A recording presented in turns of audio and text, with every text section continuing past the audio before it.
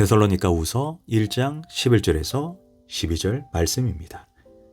이러므로 우리도 항상 너희를 위하여 기도함은 우리 하나님이 너희를 그 부르심에 합당한 자로 여기시고 모든 선을 기뻐함과 믿음의 역사를 능력으로 이루게 하시고 우리 하나님과 주 예수 그리스도의 은혜대로 우리 주 예수의 이름이 너희 가운데서 영광을 받으시고 너희도 그 안에서 영광을 받게 하려 함이라.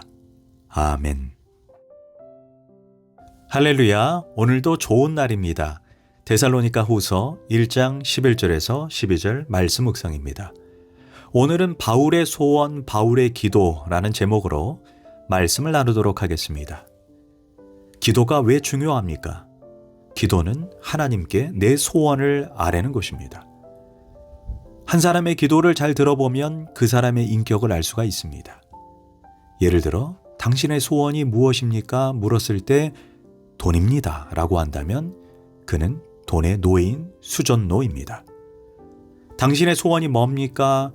평안입니다. 그럼 빨리 저 세상으로 가야 합니다. 이 땅에는 평안이 없기 때문입니다. 잠언에 보면 아굴의 귀한 기도가 있습니다. 죽기 전에 2가지 소원을 들어주십시오. 첫째, 허탄한 거짓말 하지 않게 해주세요입니다.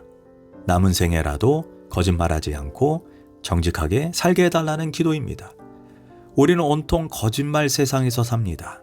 믿을 수가 없습니다. 무엇이 진실인지, 무엇이 거짓인지 말하는 사람도 거짓말, 듣는 사람도 거짓말입니다. 정직이 희박한 세상에서 살아가고 있습니다. 그런데 이제 남은 시간이라도 참된 말만 하게 해달라는 기도 아니겠습니까? 얼마나 멋진 기도입니까? 2번째 소원은 가난하게도 마옵시고 부하게도 마옵시고. 목적이 하나님의 영광입니다. 믿는 사람이 가난해서 주변 사람들에게 손가락질 당하지 않게 해달라는 기도입니다. 동시에 너무 부하게 되면 내가 충분히 타락할 것이 뻔하다는 것입니다. 사람은 배부르고 등 따스우면 하나님을 간절히 찾기가 힘들어집니다. 그래서 이 아굴의 기도는 참으로 겸손한 그리고 대단한 2가지 기도입니다. 이처럼 그 사람의 기도가 그 사람의 인격과 그 사람의 믿음 수준을 보여줍니다. 어떤 분은 처음부터 끝까지 달라고만 기도합니다. 또 어떤 분은 자신의 원통함 한풀이만 하는 기도를 합니다. 어떤 분은 원망만 쏟아냅니다. 왜 저 사람은 부자로 살게 하고 나는 어렵게 하냐 이것입니다. 이런 기도는 믿음이 없는 기도입니다. 그래서 기도 제목만 보아도 그 사람의 수준을 알아볼 수 있습니다. 오늘 바울의 기도를 한번 보십시오. 그의 기도 제목은 3가지입니다. 첫째, 부르심에 합당한 자가 되게 해달라는 기도입니다. 11절, 하나님이 너희를 부르심은 합당한 자로 여기시고. 바울이 말하는 부르심은 구원을 의미합니다. 내가 내 발로 하나님을 찾아간 것이 아닙니다. 하나님께서 친히 나를 찾아오셨습니다. 그리고 그 부르심에 내가 응답한 것입니다. 여기에서 신앙이 시작되는 것입니다. 그런데 부르심에 응답하되 가장 합당한 응답을 해야 한다는 것이 바울의 기도입니다. 대표적인 예로 아브라함입니다. 어느 날 하나님께서 아브라함을 부르십니다. 아브라함아. 그러자 아브라함은 예 하고 응답합니다. 고향을 떠나라. 그러나 아브라함은 갈 바를 알지 못하지만 예 하고 무작정 떠납니다. 또한 아들을 주신다. 그러자 예 하고 백사가 되도록 기다립니다. 이제 아들이 출생하고 장성했습니다. 하나님은 이제 그 아들을 또 바쳐라 또 명령합니다. 그러자 예 하고 바칩니다. 이게 합당한 응답입니다. 왜 그렇습니까? 믿음으로 수용하고 있기 때문입니다. 아들을 주신 자가 하나님이시니 그 아들을 달라 하시면 드려야죠. 무슨 말이 따로 있습니까? 그분이 주셨으니 그분이 알아서 할 것이고 다 이유가 있을 것입니다. 그러니 달라시면 드려야죠. 주님께서 쓰시겠다면 드려야 합니다. 이처럼 믿음으로 수용하기 때문에 믿음으로 순종하는 것입니다. 납득이 되든 안 되든 순종합니다. 우리는 순종하되 내가 손해보지 않는 한에서 또는 내가 이해되는 범위 안에서만 순종하려고 합니다. 그러나 하나님에 대한 응답은 때때로 이성의 비판을 누르고 모든 복잡한 생각을 다 지워버리고 순종하는 것입니다. 그런데 우리는 말로는 주의 부르심에 합당하게 응답하게 하소서라고 잘도 기도합니다. 그런데 막상 주께서 너는 가라, 너는 바쳐라, 너를 하나님께 드려라, 그러면 잠시 고민하다가 한번 생각해 보겠습니다. 아니면 주님 조금만 더 있다가 바치겠습니다. 이게 문제가 아니겠습니까?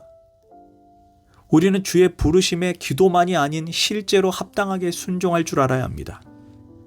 그런데 여기에서 특별히 중요한 게 있습니다. 율법주의, 보상주의가 되어서는 안 됩니다. 이 응답을 함으로써 어떤 보상을 받으려는 마음이나 하나님 앞에 순종함으로 상 받겠다는 마음으로가 아닙니다. 11조 바치고 하나님께 보상받겠다는 그런 얄팍한 생각을 하지 말아야 합니다. 단순히 거저 받았으니 거저 드립니다. 받은 은혜로 인해 그대로 드립니다. 이게 참된 응답입니다.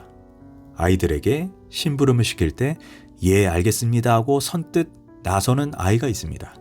반면 엄마 얼마 줄 건데 이렇게 말하고 손 내미는 녀석이 있습니다.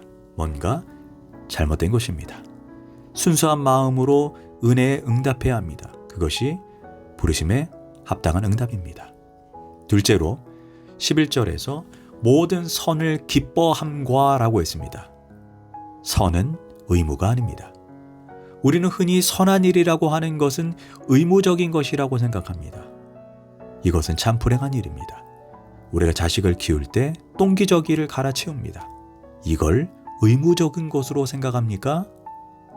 그렇다면 당신은 참 불행한 사람입니다. 그것은 특권입니다. 내게 주신 영광이며 얼마나 큰 행복입니까? 우리가 선을 행할 때 억지로 의무로 하는 것이 아니라 선을 기뻐하고 특권으로 여기게 해달라는 기도입니다. 영국의 탐험가 스탠리가 1871년 아프리카에 방문해서 선교사 리빙스턴을 만났습니다. 30년 동안 아프리카 오지에서 고생하는 걸 보니 너무나도 처참했습니다. 스탠리가 이제 그만하시고 조국으로 돌아가서 쉬어도 되지 않습니까? 예, 리빙스턴이 대답합니다. 저에게 아프리카 선교는 헌신이 아닙니다. 이는 은혜에 대한 보잘것없는 나의 보답입니다. 이는 하나님께서 내게 주시는 가장 큰 특권이며 기쁨입니다. 바로 1년 뒤에 리빙스턴은 무릎 꿇고 기도하는 그 모습으로 세상을 떠났습니다. 선교사가 오지에 가서 고생할 때 이것을 의무로 하겠습니까? 상 받으려고 하겠습니까? 칭찬받으려고 하겠습니까? 이는 절대로 의무감이 아닙니다. 그거 안 한다고 천당 못 갑니까? 그거 안 한다고 예수님이 뭐라고 하시겠습니까? 그러나 이분들은 그런 고생을 특권으로 생각합니다. 미국에서 사람들이 가장 많이 사용하는 말이 땡큐, 감사합니다 입니다. 어떤 사람이 나에게 호의를 보이면 땡큐라고 말합니다. 한국말에는 그러면 끝입니다. 그런데 미국에서는 누가 땡큐라고 하면 반드시 You're welcome, 천만에요 이렇게 반응해야 합니다. 안 하면 어색해집니다. 그런데 상대방이 감사하다라고 말하면 좀 더 세련되게 고급스럽게 말하려고 한다면 It was my privilege. 즉, 내가 오늘 이렇게 선한 일을 할 수 있는 것은 나의 특권입니다. 이렇게 표현하는 영어입니다. 누군가가 지갑을 떨어뜨리고 갑니다. 그것을 주워서 달려가 지갑을 돌려줍니다. 그런데 상대방이 고맙습니다 라고 말을 합니다. 그때 나는 뭐라고 해야 합니까? It was my privilege. 나의 특권입니다. 이것입니다. 만사를 이렇게 살아야 한다는 것입니다. 선한 일을 의무가 아니라 나의 특권, 나의 기쁨으로 해야 한다는 것입니다. 지금 바울은 이런 기도를 하는 것입니다. 셋째로 11절 마지막입니다. 믿음의 역사를 능력으로 이루게 하시고, 이 말인즉 믿음의 행위에 하나님께서 힘을 더해달라는 기도입니다. 믿음이 지식으로만 끝나는 것이 아니라 행함의 열매를 맺게 해달라는 것입니다. 우리는 믿음 때문에 사랑합니다. 믿음 때문에 봉사합니다. 믿음 때문에 희생합니다. 여기에 바울은 하나님께서 힘을 더해달라는 것입니다. 믿음 때문에 하기는 하는데 너무 연약합니다. 간신히 명맥만 유지합니다. 이래서는 안 될 것입니다. 그래서 믿음의 사역, 믿음의 역사 위에 하나님께서 힘을 풍성히 부어달라는 기도입니다.